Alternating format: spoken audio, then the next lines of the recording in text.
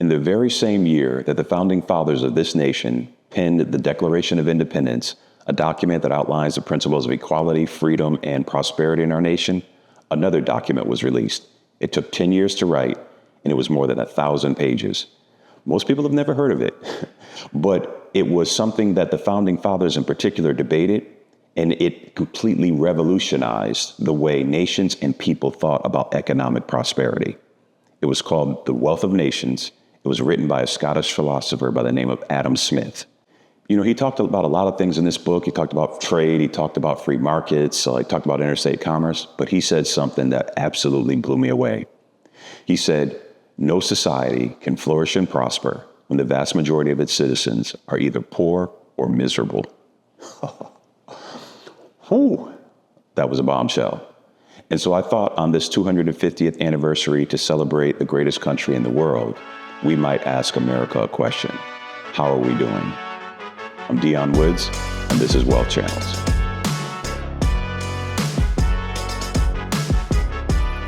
So, you know, when Adam Smith penned this document and made that statement, it shook a lot of people. At the time, most of the systems of government in the world were operating on what we call a mercantile system, which was they believed that the wealth of a nation was really predicated on its ability to amass gold and silver and to extract the wealth from the colonies that they established. Hence, which is why America in particular wanted to leave that system, because the colonies were having all of its wealth extracted to go back to the motherland. So when Smith wrote this treaty, if you want to call it that, it changed a lot of people's views. The founding fathers debated it, but as we think about where we are today in America, the greatest nation on earth, I'm going to sort of invoke the spirit of Adam Smith and ask the question, how are we doing financially? And that question can only be answered, according to Smith, by looking at two things. One, what is the nation financially doing? How is it doing as a nation? And then how are its people doing? Because if the nation is flourishing, but its people are poor or miserable, the nation isn't really flourishing. And so let's unpack that in this particular session. So let's talk about the wealth, and let's talk about the prosperity, the flourishing of our nation. How are we doing? You know, I've always said that if you want to really measure the financial success, the wealth of a nation, specifically this one, you got to look at the stock market. And on that measure, we're doing really well. Think about it. For the last 3 years, 2023, 24, 25, the stock market has delivered double-digit returns every year. That's pretty amazing. And if the second half of 2026 is similar to what the first half of 2026 is or did, we could see 4 years. Now, let's put that in perspective. We have not had 4 consecutive years of double-digit returns in a long time. You'd have to go back to the 1940s, which is pretty crazy, right? World War II. You got to look at 1942, 43, 44, and 45. During that time, the market had double-digit returns, which is phenomenal. Now, the following year in 46, it was down by something like 8%. The only other time that happened was in the dot-com bubble era, 1995. 1995, 96, 97, 98, 99. We had 5 years of consecutive double-digit returns. Insane. We know what happened in the year 2000 and beyond. But think about this. If you put $100,000 into the stock market in 1995, by the time you reached 1999, you would have had $351,000. Just extraordinary growth. So when you think about measuring and looking at how we're doing, how we're flourishing as a nation, if the stock market is your barometer, oh, we're doing really well. There are something like 600,000 new 401k millionaires in this country. Yeah. 600,000. That's up by something like 38% from just 5 years ago. And so if we're going to measure this country on the basis of wealth, yeah, we're doing really well, certainly from the stock market. Let's look at a couple of other measures. If you look at growth, the GDP growth in our country, we're doing pretty good, right? Or I think it's something like our growth is like 2.1%. And while it's not gangbusters, it's not horrible. I think it's pretty decent. A lot of that growth is driven by AI investment. You can look at other measures. Let's look at unemployment. Unemployment is, at least in relation to history, doing pretty good. We're at 4.1%. A lot of people thought that AI was going to disrupt or cause mass job losses. That hasn't really shown up in any of the numbers. Employment is good. Look at corporate earnings. 80+% of all companies in the S&P are exceeding analyst expectations in terms of corporate earnings. So if you were to evaluate how we're doing economically in this nation on the basis of the stock market, on the basis of corporate earnings, on the basis of unemployment, on the basis of GDP growth, we're doing pretty good. Some might say we're on the precipice of really a golden age.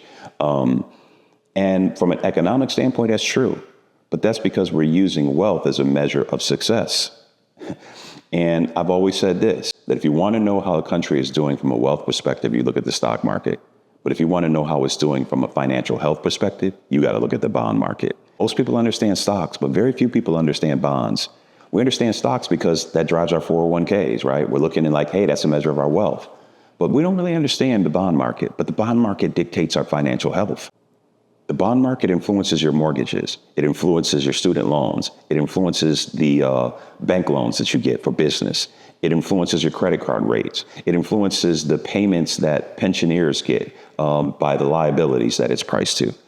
The bond market defines everything that we experience from a financial health perspective in this country. And so the fact that we are so enamored with the stock market, it gives us the impression that, hey, things are great. But if you look at the bond market, it isn't quite saying the same exact thing. And so we got to look at both to really assess how we're flourishing truly in this nation from an economic standpoint. So let me put it like this. Imagine you're flying and suddenly you hit some turbulence and things are bouncing around a bit. Well, there's two people you can look to determine whether or not are you okay. You can look at another passenger who might be drinking, could be watching a movie, could be listening to music, could be half asleep. That person, they're fine.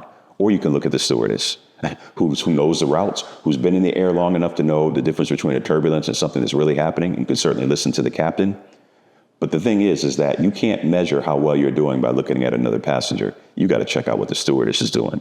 If the stewardess is buckling up and his face is flush and he's telling everybody, please take a seat, buckle up, it's going to be rough. Well, that's the voice you need to listen to. And I feel like in many ways, the stock market is the passenger on the plane, having a sip, enjoying themselves, watching a movie, half asleep, enjoying the ride. But the bond market, that's the stewardess. That's the one who knows the routes, who's been there, who knows what can really happen. And when the bond market is nervous, we ought to be nervous. So what exactly is the bond market saying about the financial health of our nation? Well, one of the best measures to do that is you look at the debt in the nation, because the bond market often is priced based on the perception about the amount of debt that we hold. And currently we have $39 trillion in debt. Yeah, that's trillion with a T. We owe $39 trillion. That's significant because the interest that we pay on that debt is something like $1 trillion a year. Think about your credit card debt if you have one at home. You got a $5,000 credit card balance. The balance is a problem, but the real problem is the payment that you have to make on the balance. That's what we're facing now. At $39 trillion, with that level of debt, we pay $1 trillion a year just to service the debt. That's more than we spend on defense. If that continues to grow as expected, that creates significant problems. So from a financial health perspective, that's a different story than the stock market is saying, hey, we're going on our fourth year of double-digit returns. If you look at the debt relative to our GDP growth, that's what's really crazy. During World War II, when we were fighting the Nazis in an effort to save civilization, we borrowed a significant amount of money to fight that war. And our debt to GDP during World War II was 119%. That's the price we were willing to pay to fight to save humanity. Where do you think we are debt to GDP today without fighting to save humanity? I know we got a war going on in Iran, but what do you think our debt level is now? It's 123%. Yeah, we're spending more relative to our GDP now than we did when we were fighting the Nazis.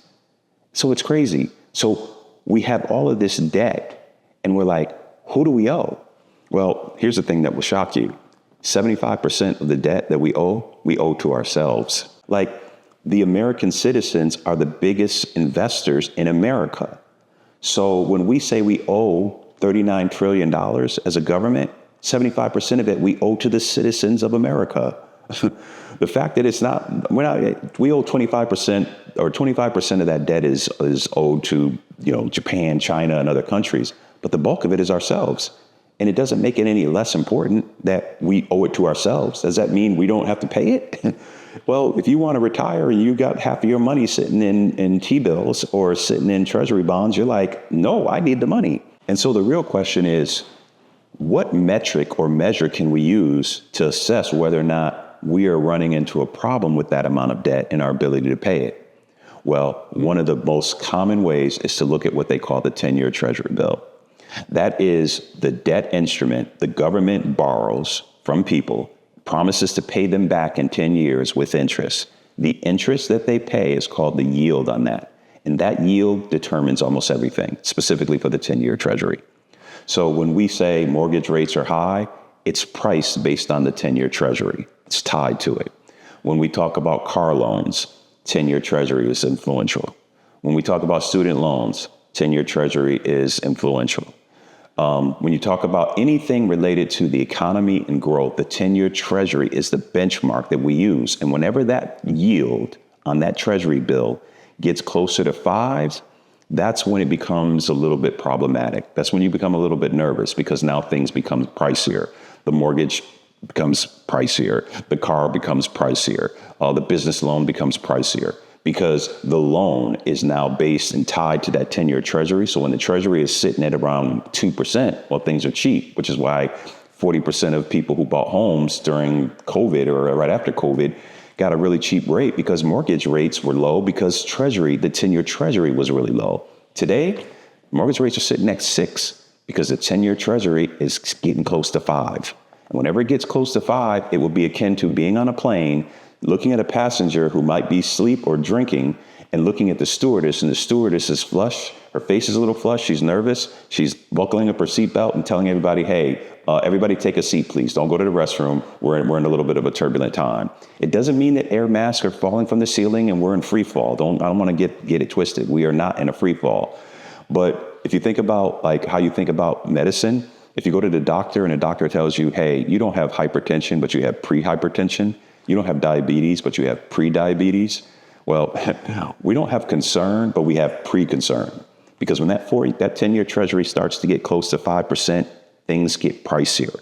People start to get nervous, and bond market enthusiasts in particular start to be very concerned about it. And ultimately, that will affect our wealth in the stock market. And so when I try to evaluate how we're doing financially as a nation, yeah, we're doing great financially from a wealth perspective, but from a financial health perspective, we've got some things that we need to think about. The amount of debt that we're carrying, that's a concern.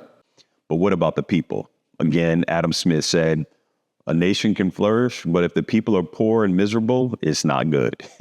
So what about the people? Are they flourishing or are they poor and miserable? Well, the answer to that question really hinges on 3 specific areas. Number 1, wages, real wages specifically, housing, and healthcare. And where you fall and how you are dealing with any one of those 3 will determine how you answer that question, whether you are flourishing, whether you're poor, or whether or not you're miserable. So let's talk about wages first. Over the last year, real wage growth has declined, unfortunately. What do I mean? Well, you got a job, they pay you wages. From those wages, you buy goods and services. You got to buy food, you got to buy gas and so forth. Well, if food, gas, and prices go up, and your wages do not, the real wages you keep end up being less than what you need. So when we talk about how people are doing financially, we're saying, well, how are your wages growing relative to inflation? And of recent, in the last year, because of the war, because of oil prices, they're starting to go up. So we're seeing real wage growth start to come down. Now, the good news is that over the longer period, minus this most recent year, real wages have increased. And so we have seen an improvement in the real wage growth for Americans over the last, 2-3 years. But the most recent period, this most recent year, it started to moderate a little bit, primarily because of the issues of higher oil prices and so forth. So it is a concern. And if you don't have additional money and your money is just barely keeping pace with inflation, you're not going to have enough money to go invest in the stock market, because the people who are flourishing are those whose real wages are high enough that they have extra to invest in the stock market. And the people who are really flourishing are the ones who are actually pulling income from the stock market as it continues to go up. And for those people, it's wonderful. This is where we get the concept of a K-shaped economy, because there are certain people who make a lot of money who are spending wonderfully and don't have a problem with spending, while the vast majority of other people are not. And remember, it's only when the vast majority of people in a society or nation start to struggle that it becomes a problem for the nation that has to be addressed. The second area is housing. Again, I go back to the bond market. One of the reasons why we're struggling with people's ability to afford a house is not only real wages, but the other pieces is that homes are just expensive. The median price of a brand new house is $413,000. Existing home is something like $434,000. And most people can't afford it. They're just literally locked out of the market. Remember, this is a function of the prices being high, but also the financing rate is high. Remember, mortgages are tied to the bond market, the 10-year treasury, which is high. So people can't buy a home because you can't afford to finance one. And even if you are in a home, you can't move out of it and get into a similar size home elsewhere because it would almost double the price of your mortgage. How is that? 40% of the people who own a mortgage bought one and have a mortgage that is less than 4% because they had it post COVID. Well, if you got a house that's $600,000, you want to move and you want to go to another state and buy another $600,000 house, it's going to be twice as expensive because your mortgage went from 2 to 6. And so you have a situation where most people can't get a house because it's just too expensive. But that's not the only problem. The other problem is that we don't have enough of them. Depending on who you talk to, we're short about 1 million to 5 million homes. We have a deficit of homes in the country. And how long is it going to take to build 1 to 5 million homes so that more people have a house to possibly move into, and causing prices to come down because there's technically more supply and demand? More houses, prices go down. That takes a long time. And so the administration, again, I think is trying to do different things with Congress and everybody else to try to come up with ways to rezone and to affect zoning, change how institutions have access to buying homes, all in an attempt to lower the prices of homes, because that often determines as to how well, miserable, or flourishing a person is. And then, of course, the final piece is healthcare. And with almost half the people in the country struggling to pay healthcare costs, it's a significant issue. And so when you wrap all of those things together, you get this sort of two-sided coin. You're like, on one side, people are flourishing. On the other, there's a lot of people struggling. So when you ask, how are we doing 250 years later? I think from a financial standpoint, in wealth particularly, we're doing great. From a financial health perspective, I think we've got some things that we have to work through. And in terms of the people and how they're doing, we have to find a way to allow real wage growth to accelerate. We have to bring housing costs down. We have to bring inflation down so that people can afford things and ultimately invest in the market and participate. And we have to find a way to bring healthcare costs down, because it's great if you're working at a company that provides healthcare for you, but if you don't, you are screwed, right? Because the costs will literally bankrupt people. We've come a long way in 250 years, but if we're going to continue to flourish, we have to make sure that all citizens have the opportunity to do so as well.